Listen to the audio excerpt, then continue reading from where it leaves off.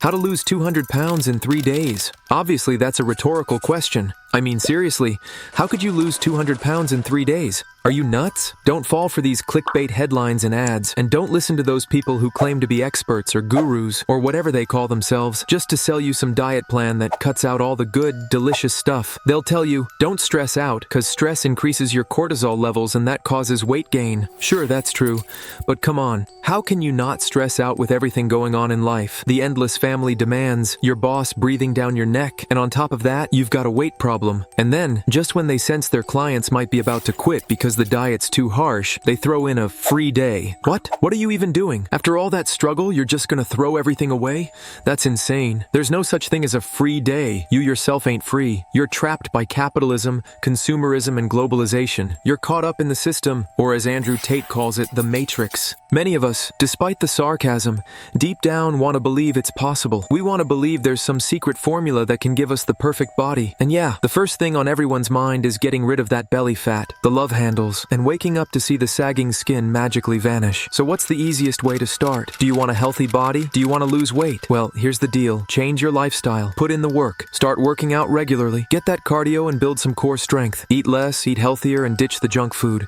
And if you really want to speed things up, try skipping a meal every now and then. That's the healthy, safe way to go. Hold on, what's that? What's new, Nova? Where's the magic recipe? We've all heard this before. Eat healthy, work out, blah blah blah. Seriously, give us something new. Well, if you're looking for a magic recipe, I've got a story to tell you, my friend, about another friend of mine. So listen up. My friend here was advised by his doctor to try intermittent fasting when he started showing signs of weight issues and some health problems related to irregular eating habits. Now, the doctor didn't tell him to do it for weight loss specifically, but more for his overall health and well-being. And as a bonus, if he lost weight in the process, that'd be a nice extra benefit. At the time, he weighed 214 pounds and his height was 6 feet. When he first calculated his BMI, it was 29. Now, BMI stands for Body Mass Index, and it's actually a pretty solid way to measure your body composition. Here's how it works. You take your weight in pounds and divide it by your height in inches squared, then multiply by 703. Sounds a bit tricky, but it works. If your BMI is between 18.5 and 24.9, you're in the clear. No need for any major weight changes. From 25 to 29.9, that's considered overweight. From 30 to 34.9, that's obese. And anything above 35 is considered extremely obese. Below 18.5, that's underweight, which isn't healthy either. So, yeah, BMI can give you a pretty good idea of where you stand. So my friend, just like you, decided he was going to become a new man and take his doctor's advice by following intermittent fasting. Intermittent fasting, the most popular method, is the 16-8 approach. You fast for 16 hours and only eat between 12 p.m. and 8 p.m. After 8 p.m., no food, nothing except plain tea or black coffee. Now, it doesn't really matter what you eat during the 12 p.m. to 8 p.m. window. You don't need to count calories, but that doesn't mean you should go crazy with fast food, alcoholic and sugary drinks, or just overeat in general, because that kind of food can cause health problems over time and even mess with your skin, like breakouts and dullness, which is why it's important to eat wisely and in a normal, balanced amount. The key here is sticking to the fasting hours, and just so we're clear, it's okay to drink water, plus, like we mentioned before, tea and coffee. This isn't a dry fast like the kind Muslims do during Ramadan. You can stay hydrated during the fasting period. So, our friend, after doing some more research on the internet, decided to come up with his own version of a diet. He wasn't satisfied with just the standard 16-8 method of intermittent fasting, so he decided to go the extra mile and fast for 18 hours straight, shrinking his eating window to just 6 hours. And that still didn't seem like enough for him. He then decided to cut down on calories, following a regular diet plan, aiming to eat less than 1,500 calories a day. Keep in mind, most adults need around 2,000 calories daily, no matter their activity level. And honestly, a lot of us end up burning more than that, especially men. But did he stop there? Nope. He thought, why not push it even further? He decided to add a low-carb diet to the regimen, cutting down on carbs even more. So now he's doing a low-calorie, very low-carb, and intermittent fasting approach. It's like he's combining the toughest parts of every diet out there. Seriously, he's like assembling the Avengers of dieting. To be accurate, it's like taking a monster from each nightmare. But hey, I'm sharing this story to show you something. It's like mixing total confusion with an insane level of determination. My bad, bro. Had to be honest, but that was brutal. His bulletproof determination kept him locked into that extremely strict routine for an entire year. We're talking almost no carbs, less than 1,500 calories a day, and fasting for 18 hours. Yeah, I know, it sounds like torture, right? But he did allow himself that cheat day where he could eat whatever he liked, though only for 6 hours. So, after all that struggle and sacrifice, did it actually pay off? Well, it turns out, yeah. His health improved more than he ever expected. All those symptoms, gone, every single one of them. Nova, everything sounds great. Why do you seem upset? The guy looks fine, even the things he wasn't trying to fix, like high blood pressure, which is supposed to be a lifelong issue. But nope, completely normal. No meds, nothing. And yeah, that's backed by science. Diet, specifically the DASH diet, and weight loss are the two main factors that lower blood pressure. And he accidentally did both. Ate cleaner, lost 44 pounds in 18 months. That's about 20% of his weight. His BMI hit 23, which falls right into the perfect range. Fun fact, that's the same as Ronaldo in his prime. Nova? Cristiano Ronaldo? No, my dear subscriber, not that one. I'm talking about the Brazilian one, the phenomenon. The other one, bro, to get there you need funding, personal trainers, top-tier gyms, and a hot caring wife to... no, just no, not him. Anyway, our guy was doing great. No colon issues, no snoring, no sleep apnea, no high blood pressure, no energy to do anything.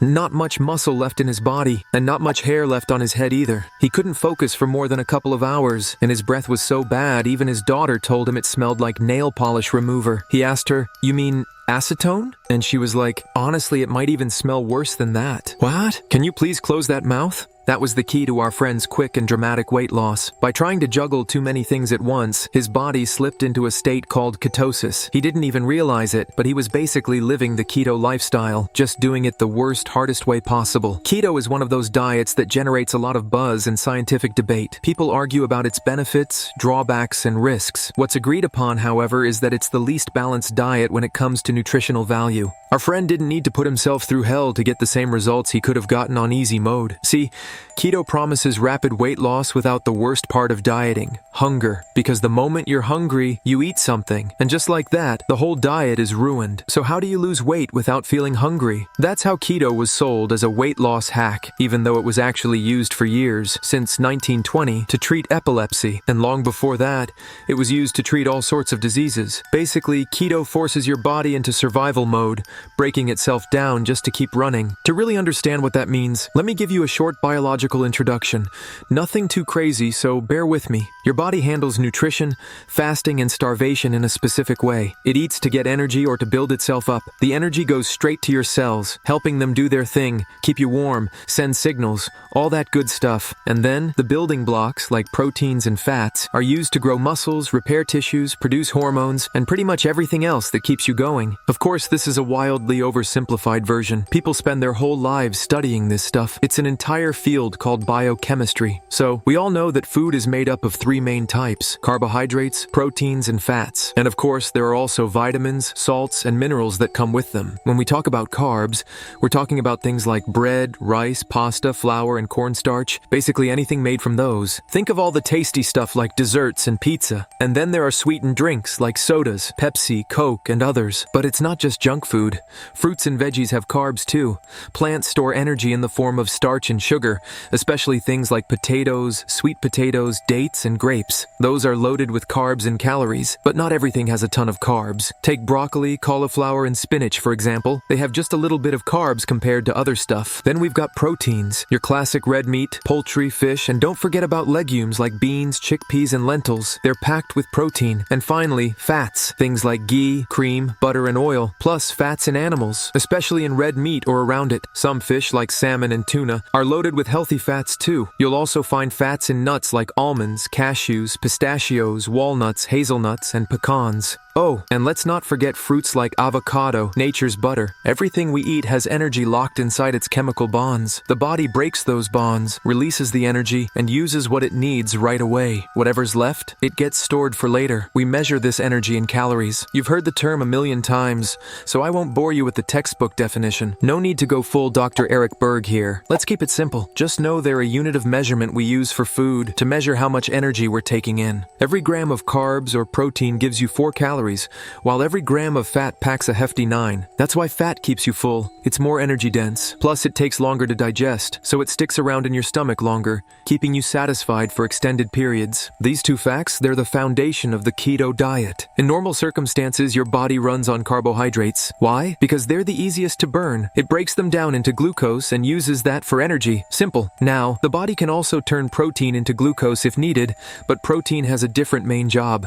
It helps build muscles and handle a bunch of other critical functions. And fats? They have their own role. Along with any extra food you eat, your body stores them for later, like a backup generator, kicking in when needed. So here's the deal. If you burn the same amount of energy that you consume, your weight stays the same. On average, a person needs around 2,000 to 2,500 calories per day. So if you eat exactly 2,000 calories, doesn't matter if it's meat, veggies, sugar, fat, whatever. As long as it all adds up to 2,000, your weight won't budge. Eat more than you burn, your body saves the extra for later in all the places you don't want it. Your belly, sides, thighs, and glutes, you name it. And if you want to lose a pound of your weight, you'd have to burn about 3,500 calories more than you eat. That's pretty much the math of it, my dear subscriber. That's basically where the whole idea of dieting comes from. Any weight loss plan works the same way. Your body first looks for glucose in your food. If it doesn't find enough, it dips into the reserves. That reserve is called glycogen. Your body breaks it down to extract glucose for energy. But glycogen storage isn't unlimited. It won't last you an entire day, especially if you're physically active. Once that's depleted, and there's still no glucose coming in from food, your body starts to panic. Wait, is this a long fast? Or hold on, is this an emergency, a famine? It takes off its nerd glasses, rolls up its sleeves, and says, all right,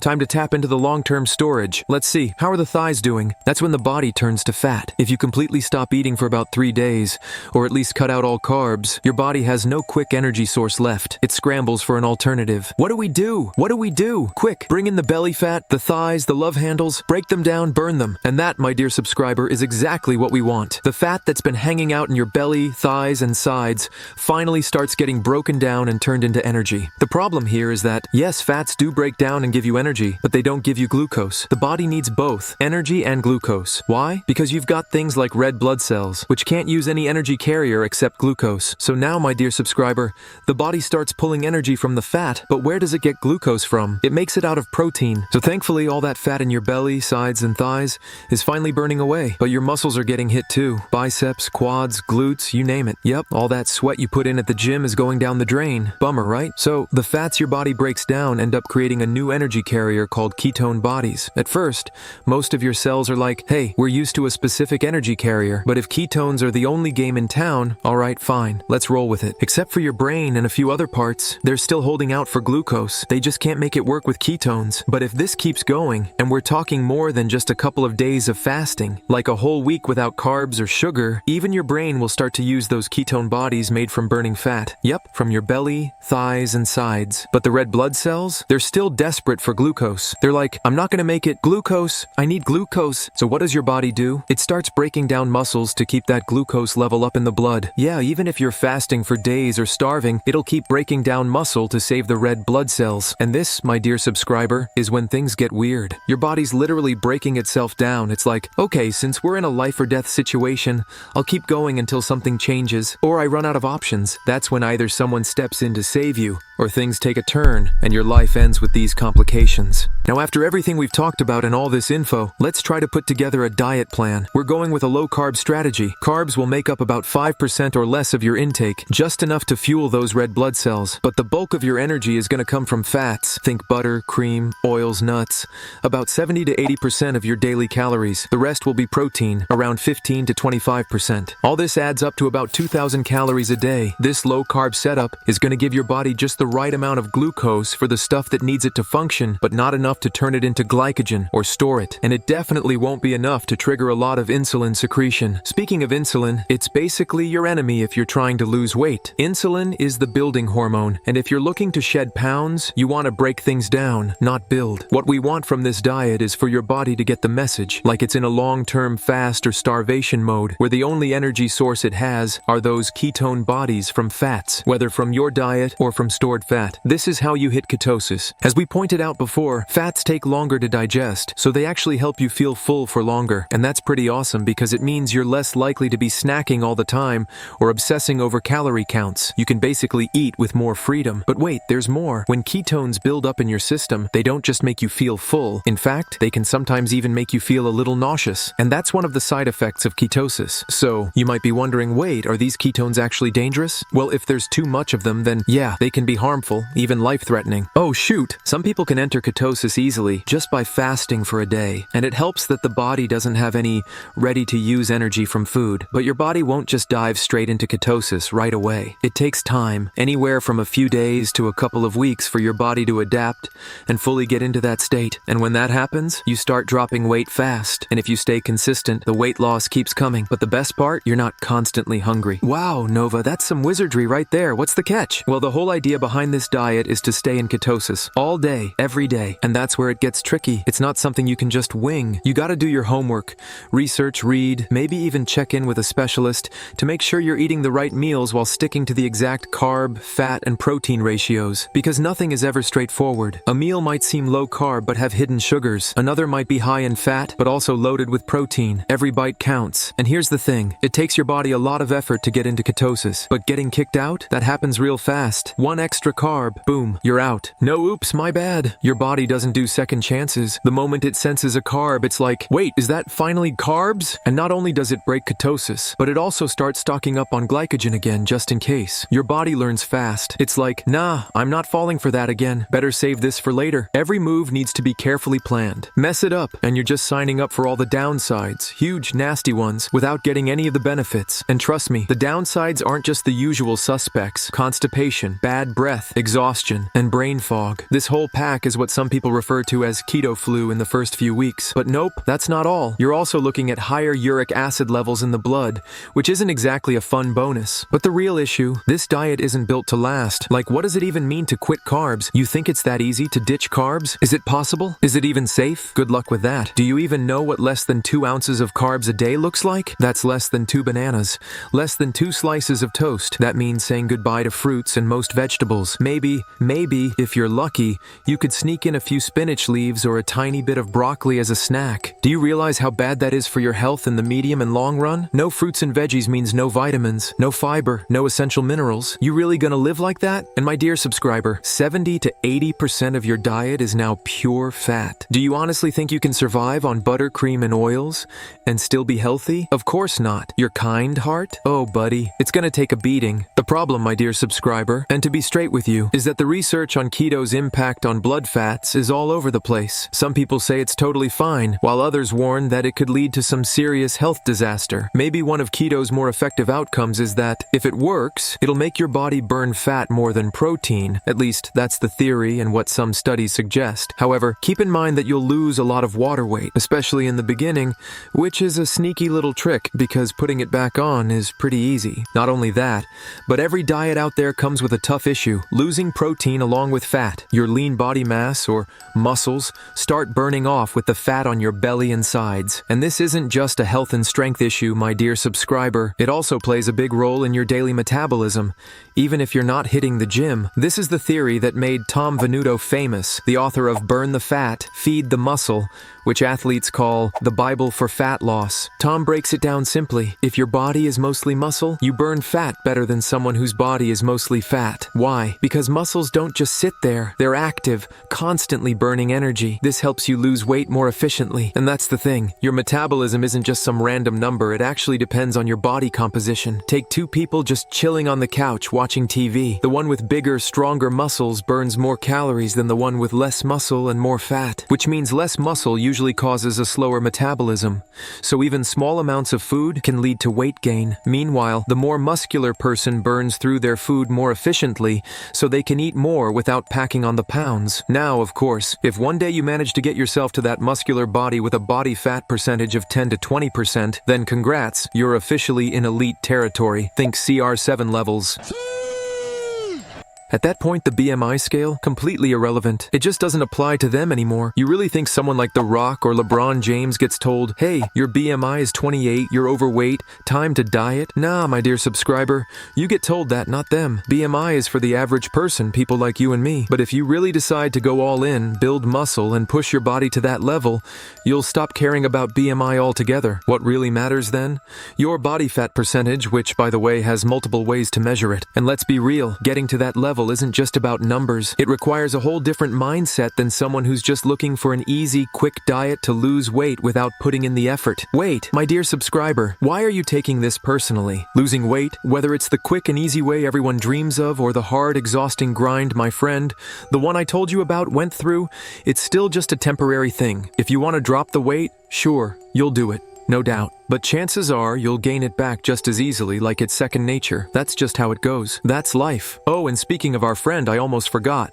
I didn't finish his story. So last time I told you he stuck to his diet for about a year and a half and stabilized at around 170 pounds. But by then, he hadn't just lost fat. His muscles had been shrinking, his face looked drained, and his eyes had that worn-out, exhausted look. He was basically cachectic, like someone suffering from a severe chronic illness. And just like most people who go on these extreme diets, he eventually got bored, and boredom, that's no joke. If your diet is something that makes you miserable, you'll drop it sooner or later, no matter how much progress you made or how many health problems it helped fix. And just like that, our friend got bored. He dropped the fasting and went back to eating whatever he wanted, whenever he wanted. No portion control, no timing, nothing. On top of that, he moved even less than before. And before he knew it, every single thing he ate seemed to make him gain weight, fast and noticeably. In less than 2 years, his weight shot up from 170 pounds to 220 pounds, which is even more than when he started. And on top of that, all the muscle he had in the beginning weakened over time. So now, he has way more fat and way less muscle. Tom Venuto reacted, haha, see that strict diet? It wrecked his muscles. His body started breaking them down for glucose, leaving him without the very thing that helps burn calories in the first place. Remember, muscle burns more energy even when you're just resting. So now, he was stuck in a worse spot than before. And of course, don't even ask about the health problems. Blood pressure meds? Back on them. His colon? A total disaster. And for the past few months, he hasn't been able to sleep without an oxygen mask, CPAP. So, my dear friend, our dear friend here is a perfect example of what Venuto calls diet cycles.